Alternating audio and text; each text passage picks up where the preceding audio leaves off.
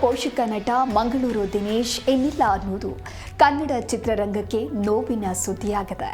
ದಿನೇಶ್ ಮಂಗಳೂರು ಹಲವಾರು ಜನಪ್ರಿಯ ಕನ್ನಡ ಚಿತ್ರಗಳಲ್ಲಿ ಅಭಿನಯಿಸಿ ಪ್ರೇಕ್ಷಕರ ಮನಗೆದ್ದಿದ್ರು. ಸರಳ ವ್ಯಕ್ತಿತ್ವ, ನೈಸರ್ಗಿಕ ಅಭಿನಯ ಮತ್ತು ನಗು ಮೂಡಿಸುವ ಸಂಭಾಷಣೆಗಳ ಮೂಲಕ ಪ್ರೇಕ್ಷಕರ ಹೃದಯದಲ್ಲಿ ಅಚ್ಚಳಿಯದ ಸ್ಥಾನ ಪಡೆದುಕೊಂಡಿದ್ದಾರೆ.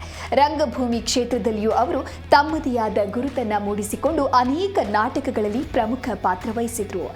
ಕನ್ನಡದ ನಿಷ್ಠಾವಂತ ಕಲಾವಿದರಲ್ಲಿ ಒಬ್ಬರಾಗಿದ್ದು ದಿನೇಶ್ ಮಂಗಳೂರು ಅವರ ಅಗಲಿಕೆ ಕನ್ನಡ ಕಲಾರಂಗ ಮತ್ತೊಬ್ಬ ಶ್ರೇಷ್ಠ ಕಲಾವಿದನನ್ನ ಕಳೆದುಕೊಂಡಂತಾಗಿದೆ. ಬಣ್ಣದ ಲೋಕದಲ್ಲಿ ದಿನೇಶ್ ಮಂಗಳೂರು ಅವರು ಅಪಾರ ಅನುಭವ ಹೊಂದಿದ್ರು.